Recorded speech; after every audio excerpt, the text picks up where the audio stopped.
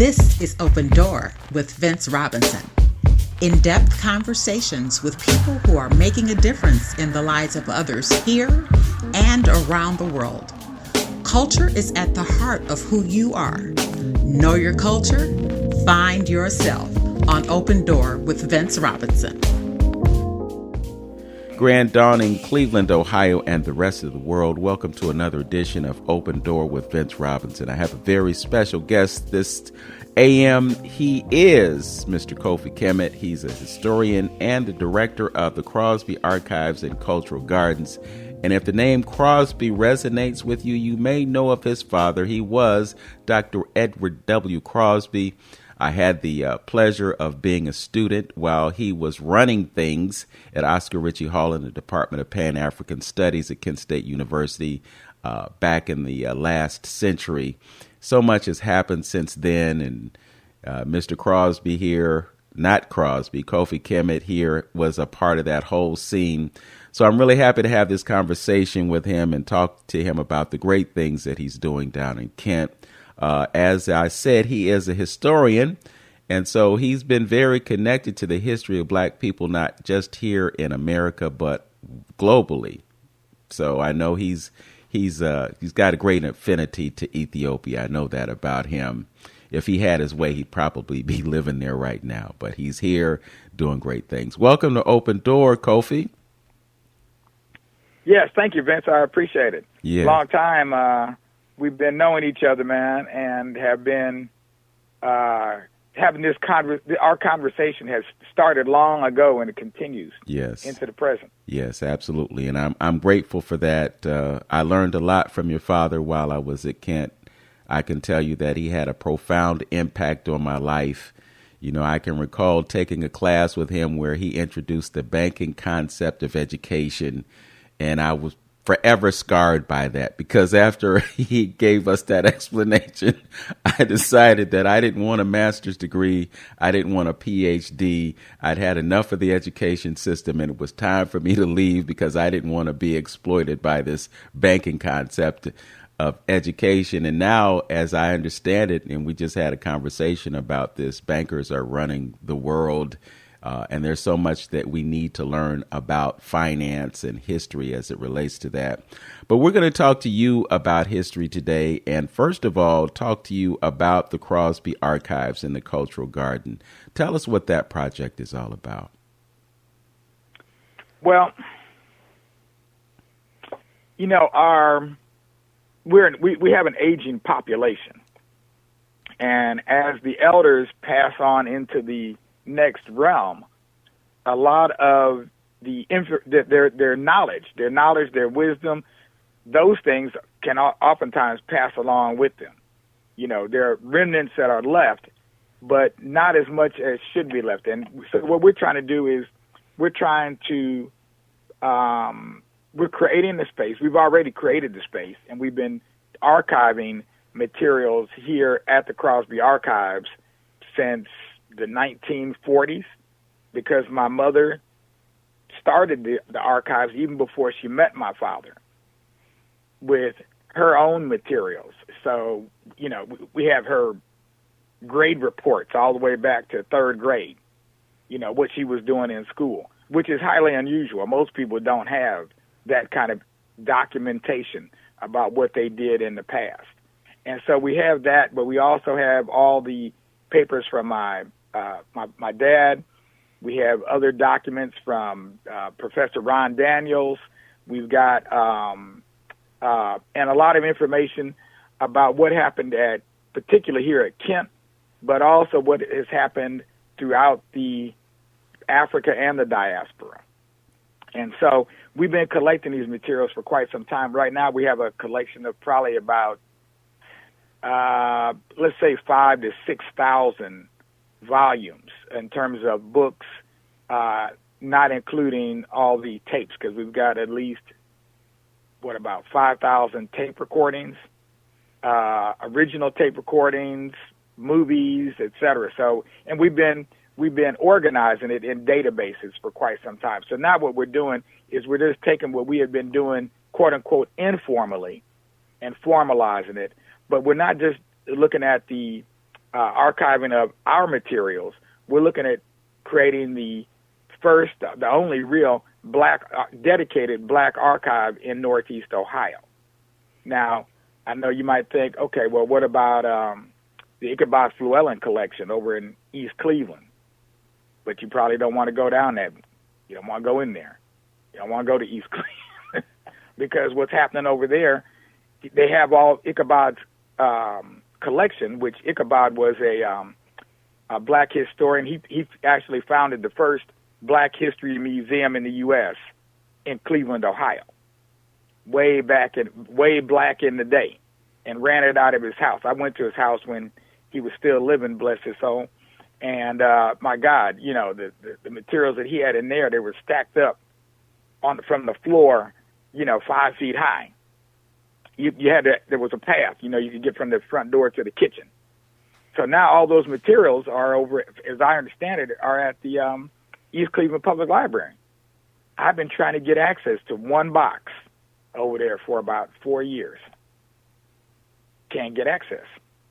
I keep getting different excuses as to why I can't get access. They got the boxes there. They've got a number. They got a finding list online. But when you go there and try to get access, you can't get access. So the only real sources that we have in this area are the Western Reserve is probably the best one.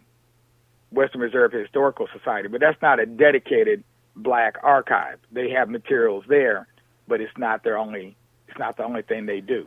Yeah, and so that's what we're trying to do here. Yeah, and tragically, and this is no disrespect to those who are responsible, but we have an African American museum that's not being utilized to its potential to provide access to those artifacts as well. That's another rabbit hole that we won't go down today, but I just find it ironic that we have all this material that should be shared with the public, and it's sitting in a box in a library somewhere. Again, not criticizing the folks who are responsible for it, but, you know, we're living in an age where history is becoming much more important to us as they try to erase history from our memory banks and distort what happened in the past.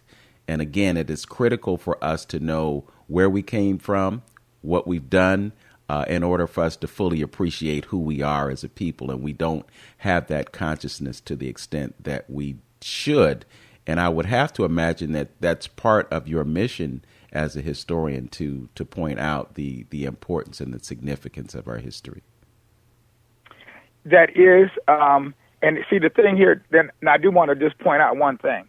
There is because most people don't understand it, and it's a point of confusion, is that an archive is not a museum. Museums are not archives. Museums may have an archival function, but they're not necessarily an archive.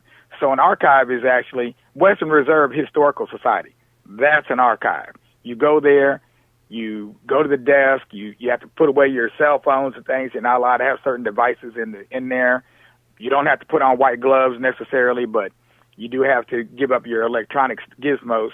And then they give you a finding list. If I go there and ask for papers on Marcus Garvey, they say, oh, we've got the Marcus Garvey finding list. They give you the finding list. You look down the list. You say, oh, I'm interested in this topic. Boom, you can go there. And so that's what we don't have here is even an archive. So you're right about the museum, which, you know, you said we're not going to go down that road right now. But even in order for the museum to have their exhibits, they have to go to the archives, because the archives are where you keep your raw materials at, that people can bring out these different facts and these different historical dates and occurrences and biographies, etc. Because you can actually, like right now, I'm reading Ready for Revolution, which is Stokely Carmichael's autobiography. My God, if you haven't read that, you don't even know your history, because I went in there. I'm working on a project dealing with Black history at Kent State. And I said, you know what I wanted to know? I wanted to know, why would somebody like Donald Thigpen or what's his name, Ibrahim Al-Hafiz, Dwayne White, Why would they came here as scholars, as, people who they were not the kind of students that we think of now, the black students that were coming to in our day, that were coming to school that had not had a premium education. They came here as highly educated. Their parents had gone to college. Thigpen's father was a dentist. Okay, so he came here to go to dental school. At first, he changed his major, but they didn't come here as low-end students. So why would they then be the founders of an organization like Black United Students that would be comparable to the Black Panthers, who were pariahs in terms of the FBI, the police, and everybody, a lot of other folks? Why would they form an organization like that at a predominantly white university? It's like they were looking to commit suicide or something. Like, why would they do that? And in looking for the answers, because a lot of them are no longer here, so I can't interview them. Like Ibrahim is gone, and some of the other ones have dementia, et cetera, so I can't always interview her. But I said, I'll just go and look at Stokely Carmichael's autobiography, because I think his story would be relevant here. Maybe he has something to share with me, because I've had that book on my shelf since 2010. I hadn't read it. I just looked at it, said, okay, put it on the shelf, put it in the archives. So I took it out. I started reading. I said, okay, well, I looked at the chapters. I'll just read the first 20 pages,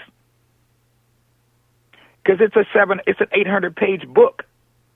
I had no intention of reading anybody's 800-page autobiography. I'm on page 686 right now. I have not been able to put the book down. I mean, he draws you in, and it's so well written, because the author is actually the man who wrote The Harder They Come, the book that the movie was based on, was written by Michael Thelwell, and apparently him and Stokely went to school together. They both went to Howard. That's where he started his activism was actually at Howard University. So he has a very interesting story to tell. And I wish that I had been able to ask him questions about people that he interacted with when he was here, because he used to come to our house all the time here and in Seattle, et cetera.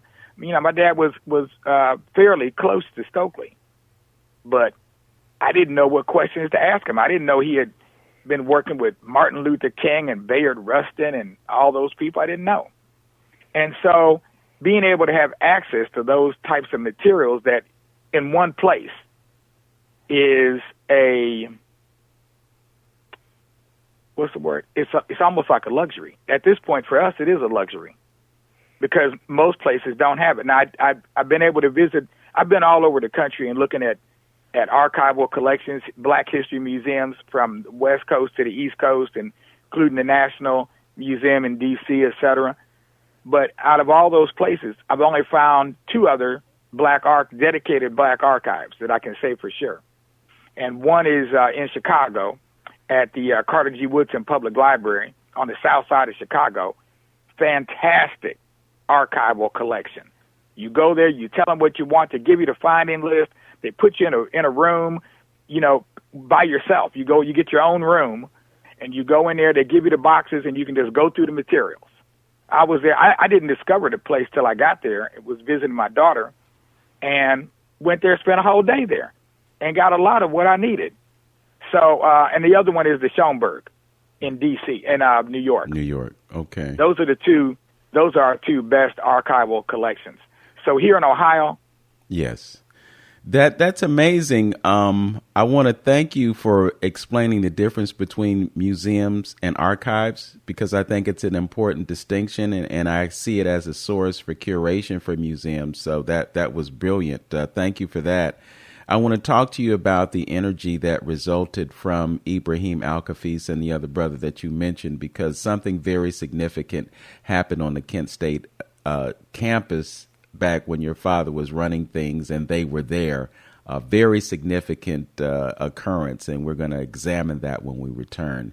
You're listening to Open Door with Vince Robinson on 95.9 FM WOVU. My guest is historian and director of the Crosby Archives and Cultural Gardens, Kofi Khemet. We'll be right back on this Burton Bell Carr Community Radio Station. Hi, this is Helen Maynard, news editor at Signal Cleveland, and you're listening to 95.9 FM WOVU, Burton Bell Carr Community Radio.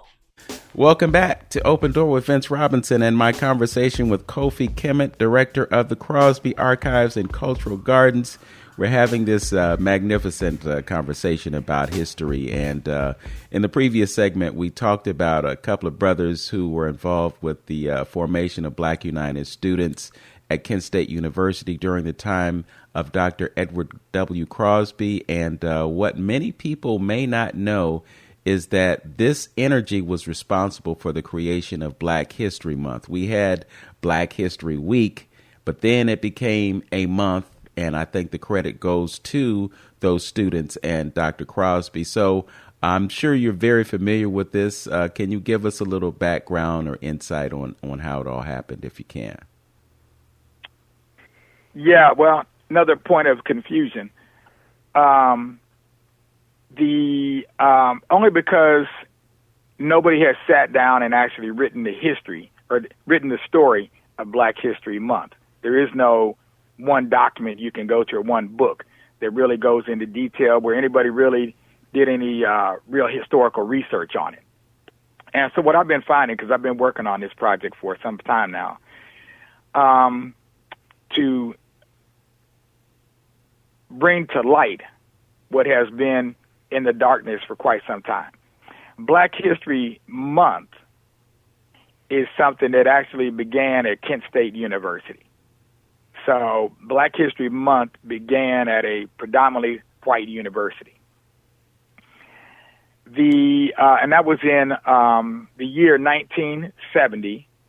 It began on February 1st. Maybe they might have had a few activities prior to that in the month of January, but for sure by February 1st, 1970, Black History Month was on and popping. And it was more than just something that was done by some Kent State students, and they did it, and nobody really knew about it. It was reported in the papers, in the Beacon Journal, in the Kent Stater, and other newspapers around here because it hits the wire, gets on the AP.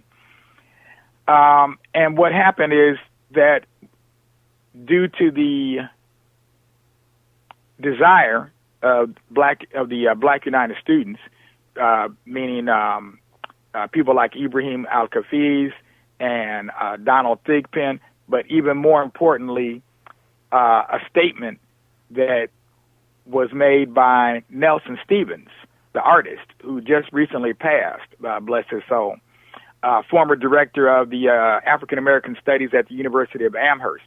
He was at that time a graduate student at Kent State University. And they were having a memorial to Dr. King. And it was during that memorial that he turned and spoke to Dean Milt Wilson and said, hey, well, why don't we, celebrate our history here at Kent State and, do it for a month. And so Dean Wilson, being in the position that he was, the first Black administrator at Kent State, said, okay, let's do it, and put it on the university calendar. And it's been on the university calendar that was in the year 1969. That was in the spring of 1969. And so from the outset, from 1970 on, Black History Month has been on the Kent State University calendar. But now in order for it to become something that should be recognized nationally and even internationally, you needed a facilitator. You needed somebody who had contact with various people around the country and could invite them to university. Now, from what I understand from the documents I've been able to find from Dr. Dean Milt Wilson, one thing and in doing interviews with people like Thigpen, one thing that the university did not want is they didn't want Imamu Baraka. They did not want him to come back. He'd been here before. and they didn't want to see him here anymore. And they didn't want anybody of his ilk. So that would mean Stokely Carmichael, Huey Newton. They didn't want Bobby Seale. They didn't want anybody like that because they considered it beyond the pale.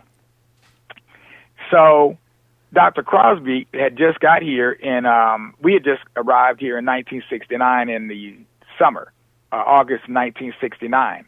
And he was in the process of formulating a unit to deal with black history and culture.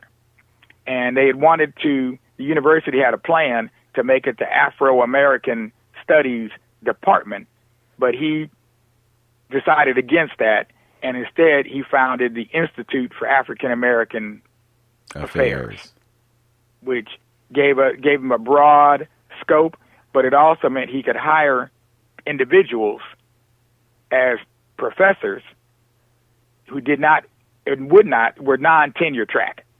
In other words, they may not have a PhD. They weren't looking to get a PhD, but they had knowledge and information. So one of those people was Ron Daniels, who eventually went on and got his PhD, but at the time he didn't have one. And so he did that, as well to avoid the restrictions that he would be under if he had formed a department, so that he could do things a little differently.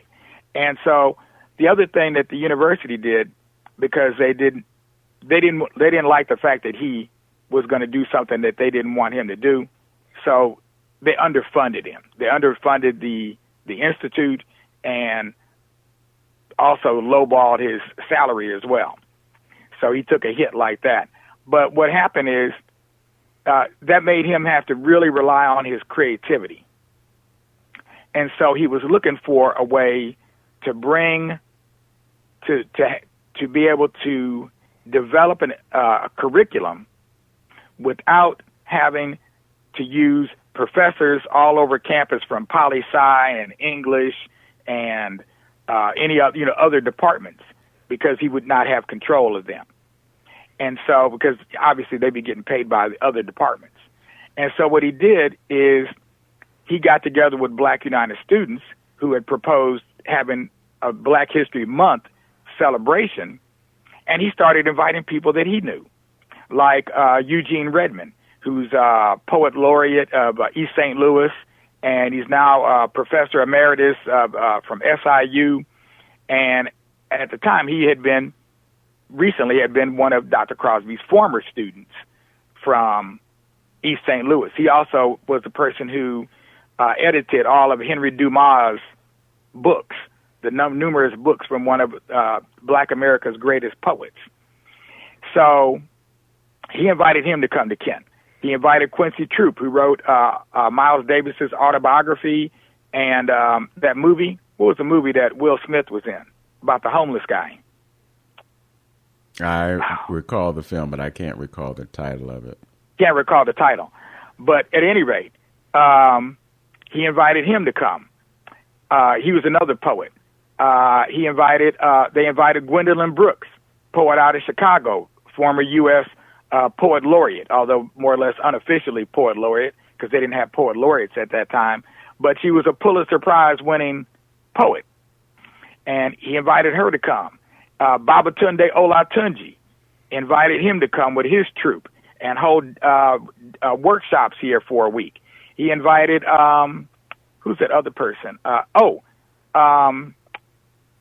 James, I can't quite think of his last name, but he was the founder of one of the students that was instrumental in the founding of the first Black Studies department in the country out there at, it was in the Bay Area. I can't think of what the name of the school. San Francisco State. Jimmy Garrett. That's his name, Jimmy Garrett. And so he invited him to come.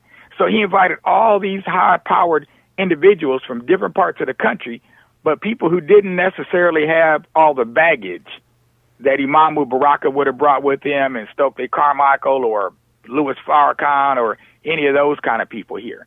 So he brought them to the campus and had the foresight to not only bring them, but record them. And the way he was able to do that is they got monies from student government to be able to afford to bring a lot of these people here so that they could get paid, because he couldn't give them a full-time salary or anything like that and keep them here for a long time, but he could record them. And so these events that happened, I forgot to mention Fela Shawande. Fela Shawande was also came at that time. Halim El-Dad might have come too, but definitely Fela.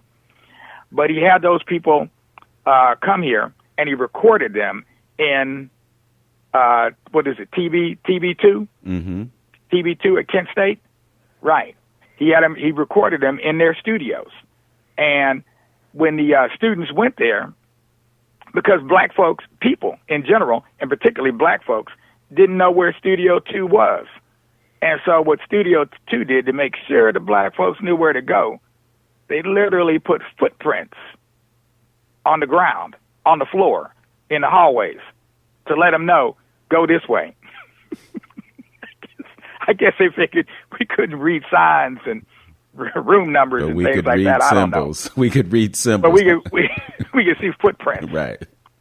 And so this was a very unusual occurrence, but it was part of what the university had been advocating, is to develop TV, I forget what they called it at the time, but remote education using the university's cable TV station or capabilities.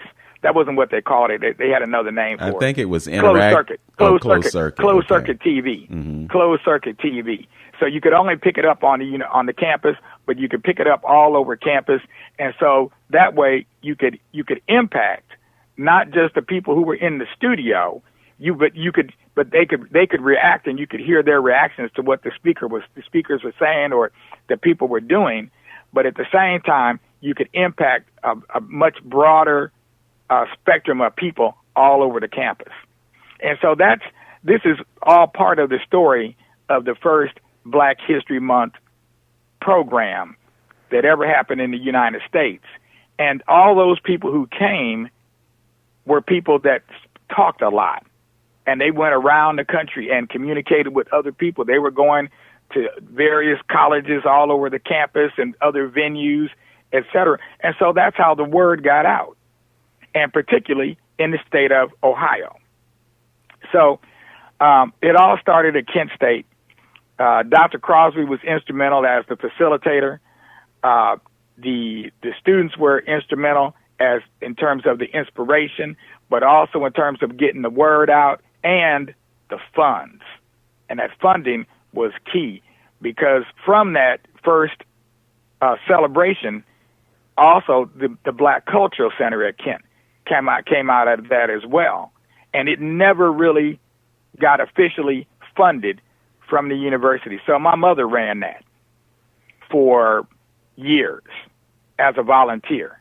They never paid my mother to work at Kent State with my father, but she volunteered to work there and made sure that we had cultural activities going on and everything was well organized, et cetera. And so, so that's how it started. It all started at Kent State, and now it's an international phenomenon. Yes. Well, I really appreciate that history, because I think it's something that escapes the mind space of most of us who celebrate Black History Month. And it's just rewarding for me to know that I was there to experience what came afterwards, after the formation of this. And I want to mention your mother's name, Shirley Crosby, because she was a fixture at Kent State when I was there. And so many people still continue to revere her and to love her. And, my condolences on the passing of your father. Grateful that your mother is still here to continue the legacy, and so grateful that you were able to come through her as well as your siblings, because all of you are doing very significant and beautiful things. We are going to return in just a few moments. You're listening to Open Door with Vince Robinson on 95.9 FM WOVU. My guest is Kofi Khemet. He is the director of the Crosby Archives and Cultural Gardens, and he's also a historian, as you can tell by what he has shared with us. This is 95.9 FM WOVU Burton Bell Carr Community Radio. We'll be back in just a moment. The best thing Tri-C did for me was give me opportunities. The workforce program prepared me for the career I have now. I got a job in the aerospace industries where I work on CNC machines. I have 3 younger brothers. I want to teach my brothers, hard work actually pays off. Come to Tri-C. It's a great stepping stone to wherever you're trying to get to in life. My name is Chris Grooms, and I got my start at Tri-C. Start now at tri-c.edu. This message was brought to you by WOVU 95.9 FM at Burton Bear Carr Community Radio Station.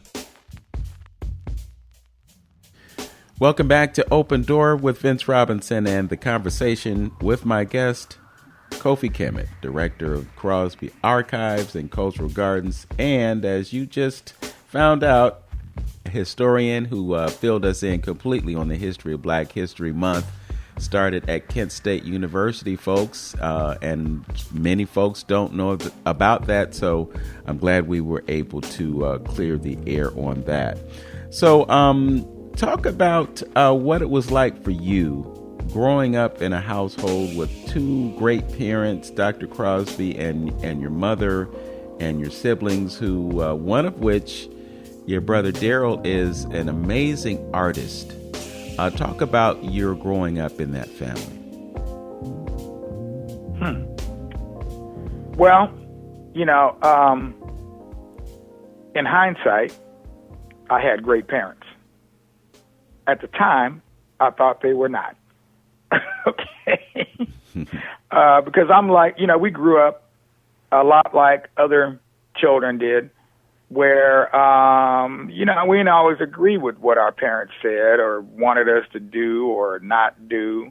It said that we weren't necessarily bad children, well, except for one of my brothers. But we definitely had disagreements. And I did not, I didn't realize how different our lives were from other families in terms of their relationship with their parents, etc.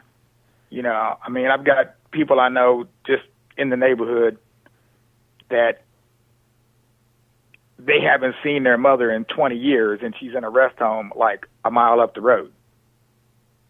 And I'm like, and you haven't seen her? And they're like, yeah. And that's a kind of relationship they have. But our relationship was my parents were not strict disciplinarians per se. They were not,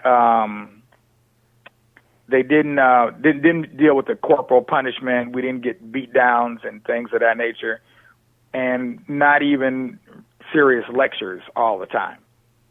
So, like, say, for instance, when it got into middle school, you want to show you're grown and everything. And so I started practicing smoking cigarettes under the bridge over here. When you come into Silver Meadows and you cross over that little bridge, right up under there. That's where I would go and practice smoking cigarettes. Because my dad smoked cigarettes, and pretty much everybody he associated with smoked cigarettes. So I thought, smoking cigarettes was just part of what you do when you get grown. That's what grown folks do. All the grown folks I knew did that. And so I wanted to be like them. And so I started smoking the cigarettes, and then one day I came home, and I went down in the basement where my dad had a bar set up, and I sat down at the bar, and I started smoking a cigarette and waiting for the fireworks, waiting for Dad to come home and see what he was going to say, and I expected we were going to have a knockdown, drag-out fight or something like that, some big argument about it. And he came home, and he comes downstairs, and he saw me down there smoking a cigarette, and he says, yeah, son, I know you see me do things, but not everything I do is correct. And smoking cigarettes is something I do that's not correct. So you shouldn't do that. And I'm like, oh, what? Because that's not what I remember hearing mostly. Mostly I would usually hear, even my errors are correct. But on that particular point, he let me know that everything he did was not necessarily correct. And my whole life was different after that, because then I realized that I had to chart my own path. I had to look at what my parents did and see what things they did that were good, what things they did that were not so good, maybe even what things they did that were bad, and try to exclude the bad and include the good and just deal with the ones that were in between. And so that's how I grew up. And that's one of the most, there were a number of experiences I had like that with my parents where, you know, you would have expected a beat down or some yelling to go on. I remember one of them, it was the funniest one, I think, was when I actually, my friend from across the street, he had gotten the Playboy magazines from his dad, and he gave some to me. Now, why he gave me his dad's Playboys, I don't know, but he gave me these Playboys, and so I took them and cut the centerfolds out, and I pasted them all over my desk, and then I just lay in my bed and waited for the fireworks. I want to see some fireworks. Sounds like you were glutton for punishment, man. Well, my mother comes in the room. You know, she looks around. She says, "Oh, I see you have some new decorations in your room. That's nice." And walks out. And that's the last I heard. So, I don't know, a week, 2 weeks, 3 weeks, a month later, whatever. And so I just pulled it all up off the desk and threw it away. That was it. And that's how we were raised. We were raised like that. It was, you know, a lot of times it was hands off. The things that, where my father really guided me, per se, began around the time that I recall, really began around the time I was 8. And that's when he started teaching me how to build things. He started teaching me how to build things at that age, because he'd always wanted to build model airplanes and things like that. He'd see them in the window, and he wanted that when he was young, but his parents either didn't have the money or the wherewithal to get those things for him, et cetera. So he didn't get it, and he wanted it, and so he started buying those things. And we started with the Mercury Redstone. That was the first thing we built. We built a plastic model rocket of the Mercury Redstone rocket. And so I was really into science from a young age. I think my mom got a subscription to this little a series of children's books that they put out about NASA and the moon, you know, the moon shot and going into outer space and that kind of thing. And so, you know, I had some influence in that regard from my mom and from my dad. But my dad, it was special because he always got time off during the holidays at the end of the year. And so it became a regular thing that every year we'd have a project to do. You know, Mercury Redstone one year, the Apollo moon rockets another year. And it started with those plastic models, and it became a thing where we started building the ones that had the engines in them. And we would go out to the Kent State Dick's parking lot, the parking lot for the stadium. We'd go out there and fire them off. And we had 1 stage, 2 stage, 3 stage rockets with 4, you know, multiple engines in them. Those are the kind of things that we did. And a lot of people don't realize that my dad had that side to him. But that's the same side, that's what he used in order on his job as well. He was always using creativity, thinking of ways to create something, to make something, to build something. He was a builder. He's definitely a builder. And so I'm still doing that now with the Crosby Archives and Cultural Gardens. So last summer I redid the deck, and we had a program here, which we're going to do again this year. It's not going to be as programmatic this year. This year it's just going to be more like a celebration, and it'll be on Labor Day weekend. It'll be, so look for it. You know, it'll be coming up, and I'll send out notifications about it real soon here before I leave town. I'm getting ready to leave town soon, but we want to call people to the Crosby Archives and Cultural Gardens, where one of the seeds that my father planted grew into the tallest tree in our yard. I didn't even know he had planted that tree back there. I didn't recall that. I knew it wasn't here when we got here because we had no trees in our backyard when we first got here in '69. And now we've got a tree, an oak tree, in the backyard that's 30 feet high. So last year, what we did is we did an installation, and we inurned some of his ashes beneath that tree because it's the tallest tree in the yard, much like he was the tallest tree on the campus.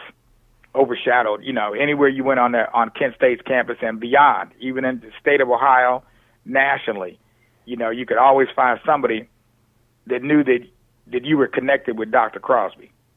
I mean, I've been standing in a bank in Westwood, California, and somebody hollers out Crosby. I'm like, damn, the hell knows me? I'm here. Always could get spotted.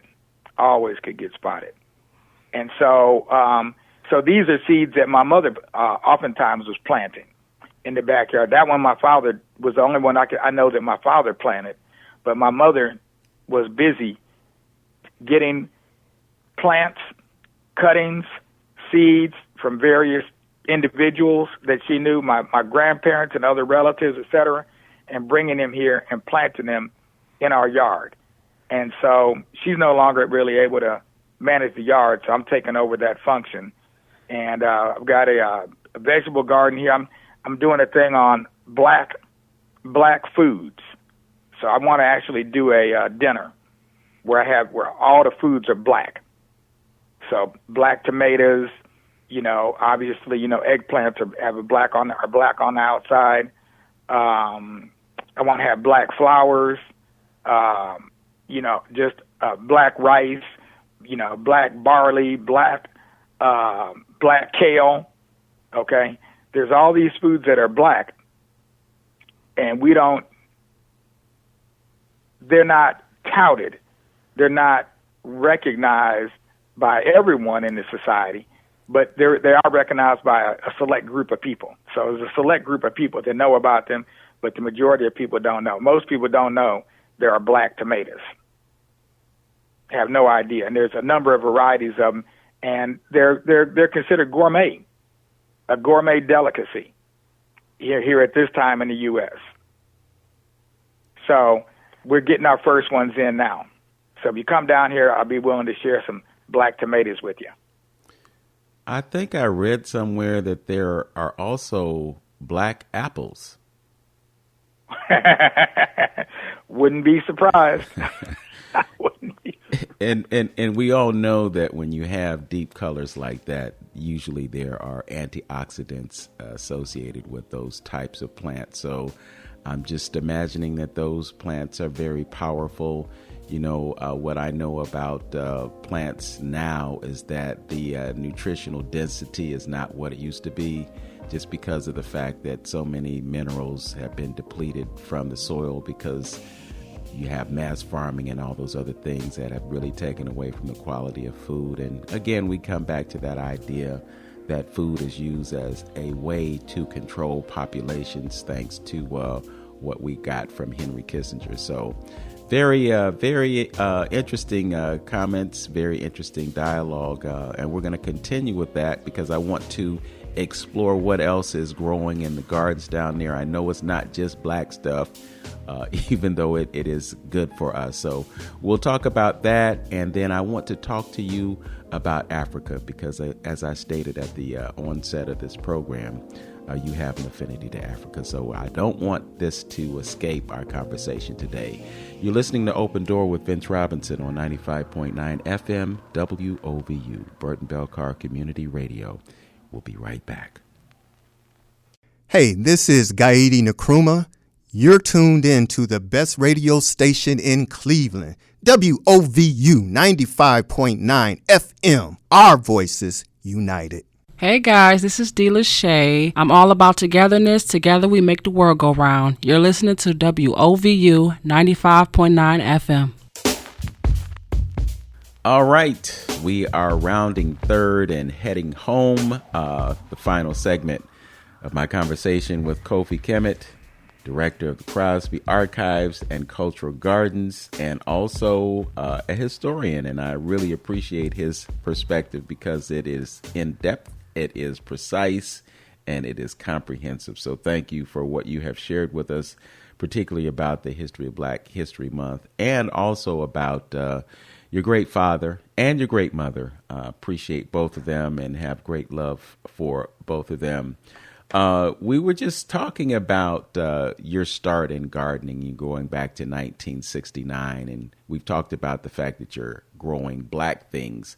What else are you growing in your garden?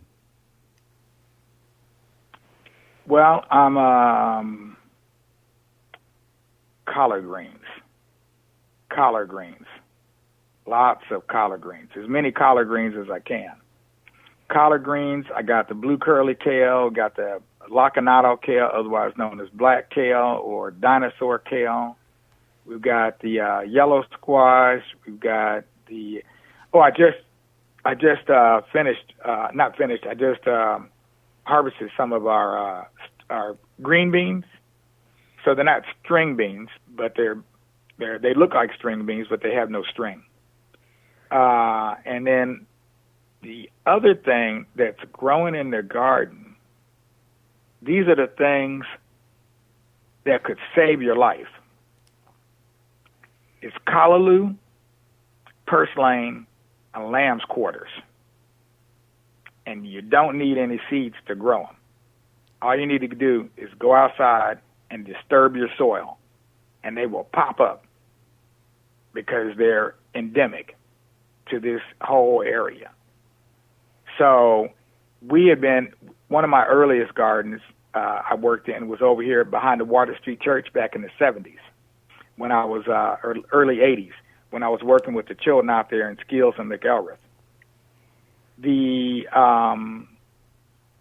I came back and had a garden out there again in the on this side of in the 21st century as well, and these plants would pop up, and I saw them and said, "Oh, that's a weed," and I'd pull them up and we'd get rid of them, compost them, and all the gardeners were doing that because that whole field would be covered with these weeds. One of our members was working with some of the people from Nepali people, and had just moved in, the refugees coming out of Nepal, or Bhutan, and they were living on the north side of Akron. She'd been over there working with them and brought some of them to the garden because they, are very much connected to the soil. They're farmers. They know how to work the soil, and it was something that would help connect them to this new place that they're living in. So she brought them to our garden, and they looked at us and they saw us pulling up these, what we called weeds, red root, pigweed, and they said, "Oh my God, what are you doing? You're throwing away the food." They have no fit. They were having a fit. And so I've been struggling this year to keep up with the amount of greens coming out this garden, because I can't cook them fast enough. I can't even figure out what to do with them, except the same thing I've been doing with them. So I've been looking for new recipes and things of that nature to turn these greens into. Purslane, that's Purslane. Lamb's quarters, like a lamb and a quarter, lamb's quarters, and callaloo, otherwise known as amaranth, otherwise known as pigweed, otherwise known as red root. And the farmers around here, when they see pigweed and red root, they're looking to round them up. That's the first thing they want to do is round them up, get the Roundup ready. That's what that means. Cover the whole field in Roundup and get rid of the pigweed. And that's actually food. Lamb's quarters, they were this was something people were eating back in it. It's another word for either one of these is wild spinach. These lamb's quarters were used during the Depression and World War II, and it saved a lot of people from starvation. Lamb's quarters. if you listen to some of the old cowboy shows like Bonanza, you'll hear Hoss talking about some lamb quarters. And he don't say anything more about him. You don't see him eating any, but he talks about it as a food. And then purslane, that's another one. I'm still trying to figure out what to make out of purslane because I have to translate things in different languages, et cetera, in order to find recipes sometimes. But or the recipes that I think I would like. When I talk to the people from Nepal, they know what to do with it. They say, yeah, you stir fry it. So most of their stuff, they're stir frying. And those are the other things that we have growing in our garden that we don't have to plant it. It just volunteers. There are a lot of volunteers. So we also got mustard greens that volunteered. We've got some tomato plants that volunteered. And, of course, we're growing some corn, but I don't know how successful our corn crop is going to be this year. I mean, we've got it, the corn is up, but I don't know. The ears have to get pollinated. So that's the only issue I have right now with the corn. Yes. Is will it get pollinated or not? But in the meanwhile, all these other things are growing in the lamb's quarters. I'm going to let some of them grow and go to seed and become tall enough and thick enough to where you can use it as a walking stick. And so I just recently found that in Nepal, when the Queen of England, Queen Elizabeth, came to visit, they gave her a walking stick made out of a lamb's quarter stalk. And she took it back to England and put it in her collection. And I'm like, really? So if you ever get a chance to come down to Akron, you need to check out we call it the Akron Cooperative Farm on the north side of Akron. If you go there, it's like being in a jungle. I mean, it's like a whole different world. So I'm working with that garden. We have our cultural gardens here on the property. And then I had a third garden I worked on the east side of Akron, working with young people. And we're just starting to set up hot tunnels over there and that kind of thing. But collard greens is the main green other than the kale. We got that green kale, I think they call it blue, it might be blue kale. And then we got the black kale. So those are the kind of things that we've been eating. And these are not foods that I actually grew up eating. Matter of fact, it used to be when I ate differently that if I went to Burger King and got a hamburger, the first thing I'd do is open it up and throw away the tomato. That'd be the first thing I would do. Now I would throw away everything else and keep the tomato. Right. Well, you mentioned purslane, and, I've been in the house that I'm living in right now for 30 years. And when I look back, I didn't know it, but I had purslane growing out of my sidewalks. And if I knew then what I know now, I wouldn't have been trying to get rid of the purslane. I would have been harvesting it, Now I grow dandelions in my yard. I don't have to do anything. They just grow. But I'm not putting chemicals on my lawn so that when the dandelions come into bloom in the spring, I can go out there and harvest dandelion greens and, the flowers are edible. There's just so much power in those plants. When we talk about food right now, they are engineering food shortages around the world.